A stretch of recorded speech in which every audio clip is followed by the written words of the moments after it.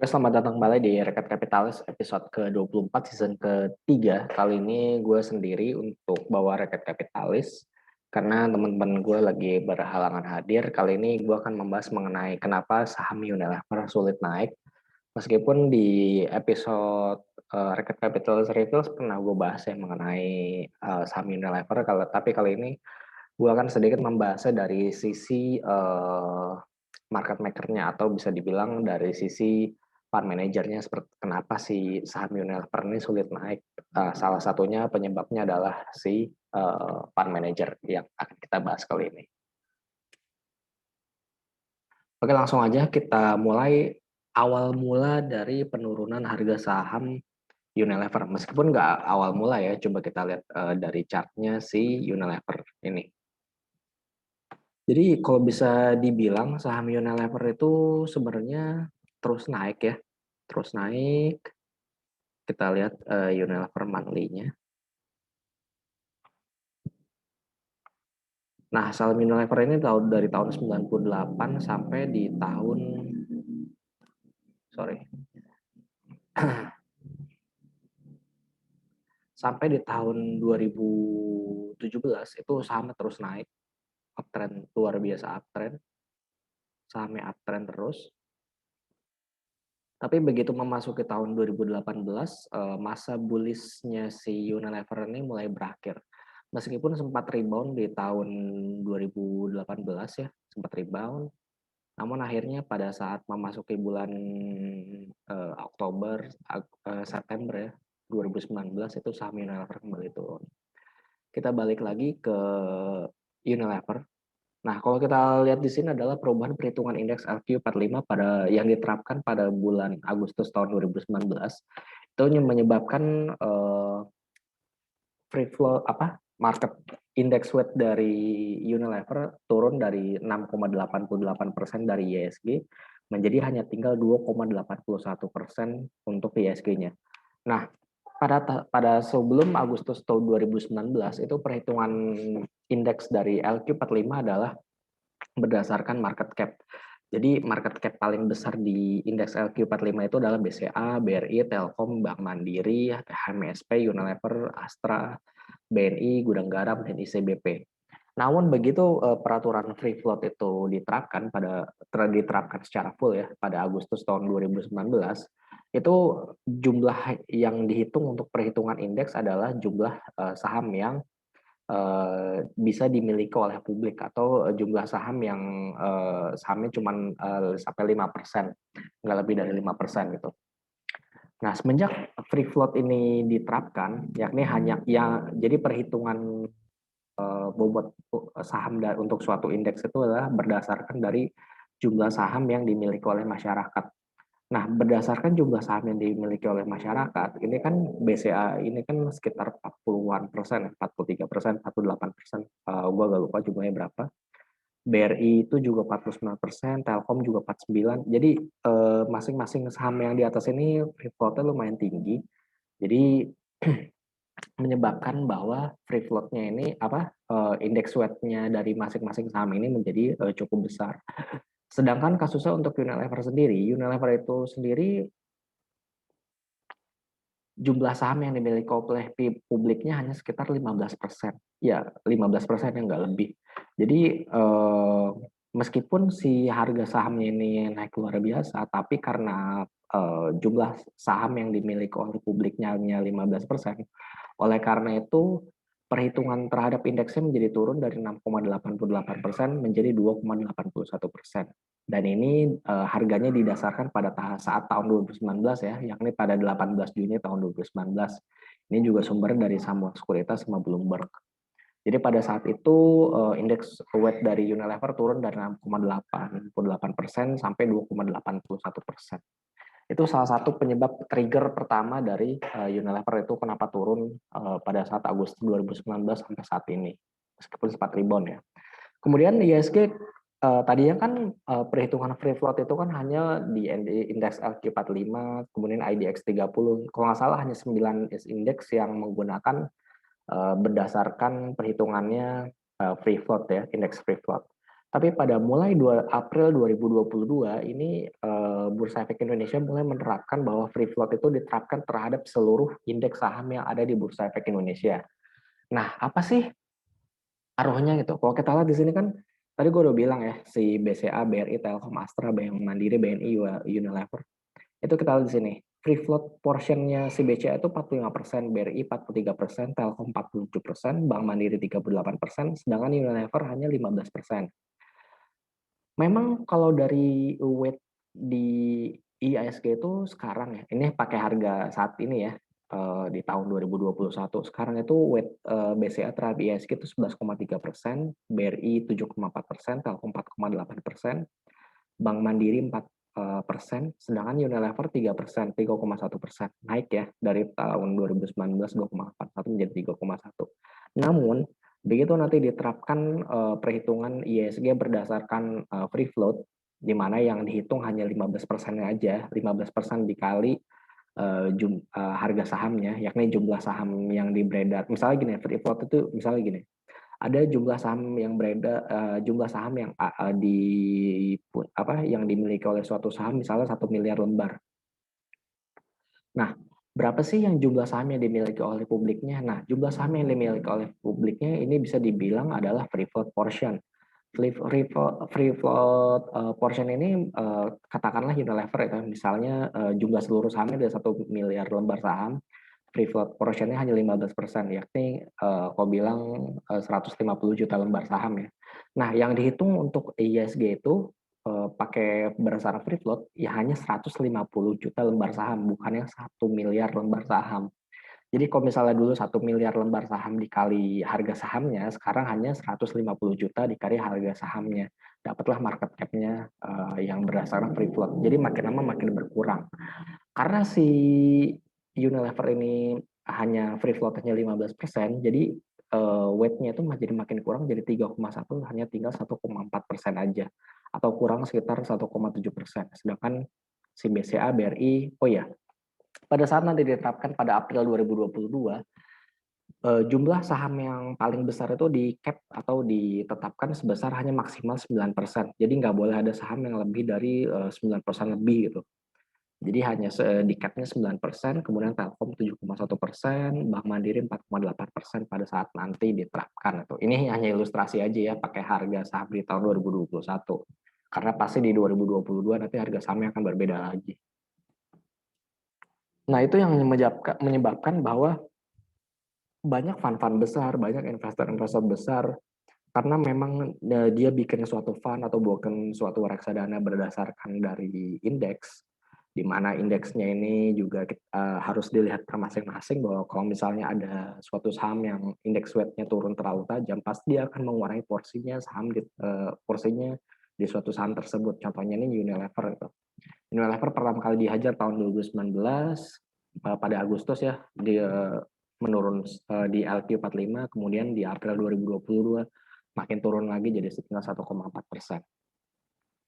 Nah, karena udah indeks weight-nya si Unilever ini udah turun terlalu dalam, maka Unilever itu sekarang sudah tidak termasuk lagi menjadi 5 saham yang terbesar di reksadana top-top di Indonesia ya. Nah, kalau kita lihat contohnya ada Schroders Dana Prestasi, Schroders Dana Prestasi Plus, Schroders 90 Plus Equity Fund, kemudian ada Batavia Dana Saham Optimal, Batavia Dana Saham, Batavia Saham ESG Impact. Jadi kalau kita lihat dari ke-6 reksadana yang tentu memiliki AUM yang sangat besar di Indonesia, karena Batavia Prosperindo dan Schroders Investment Management Indonesia itu merupakan dua dari aset manajemen yang mempunyai AUM terbesar di Indonesia ya. Kalau kita lihat mulai dari Schroders Dana Prestasi Plus dulu, di mana sini udah nggak ada lagi namanya Unilever, di mana dia saham dengan bobot terbesarnya itu Antam, Astra, Bank Mandiri, BCA, BNI, BRI, Mayora, Multibintang, Telkom, dan Sido Muncul. Kita lanjut ke Schroders Dana Prestasi, Antam, Astra, Bank Mandiri, BCA, BRI, Ciputra, CTRA, Mayora, Emior, Mitra Adi Perkasa atau MAPI, Telkom, dan UNTR, United Tractor. Kemudian Schroders 90 Plus Equity Fund, itu udah Antam, Bank Mandiri, BCA, BRI, Mayora, MAPI, ML BI, Telkom, Sido, dan Inco. Jadi udah nggak ada lagi Unilever di sini ya. Beberapa tahun yang lalu sih di 2019 atau 2018 itu masih ada saham Unilever di kalau nggak salah di salah satu reksadananya mereka gitu. Kemudian di Batavia Dana Saham ini udah nggak ada juga ya. Ada Astra, BCA, BNI, Bank Rakyat, BRI, Indofood, ICBP, INDF, Prodia, Telkom, dan Tower Bersama Infrastructure. Jadi udah nggak ada lagi Unilever, di Batavia Dana Saham juga udah nggak ada, di Batavia Saham ESG Impact juga udah nggak ada. Jadi itulah gambaran kenapa saham Unilever itu terus turun, karena memang sudah tidak ada lagi dana saham Unilever di reksadana terbesar di Indonesia. Itulah salah satu yang benar-benar impact terbesarnya dari Unilever yang sahamnya turun terus sampai hari ini. Dan kalau kita lihat, kita boleh lebih jeli lagi ya. Kita balikkan ke harian lagi.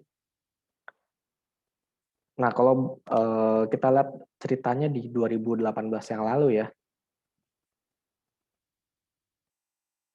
itu kan 2018 kan memang si ISG itu turunnya lumayan parah ya, di mana si Unilever ini dari 10.800 turun menjadi di harga sampai di 8 ribuan, itu terus rebound lagi, rebound di 2019 10 ribu lagi.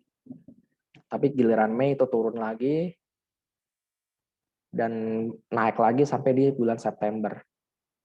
Nah, kalau kita lihat ceritanya di sahamnya di penerapan dari LQ45 pada Agustus 2019, itu bisa kita lihat impact-nya di sini.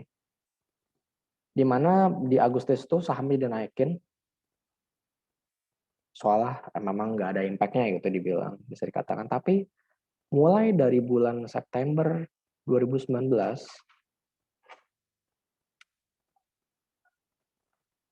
sampai Maret 2020 itu turun terus. Saham Unilever sempat naik juga,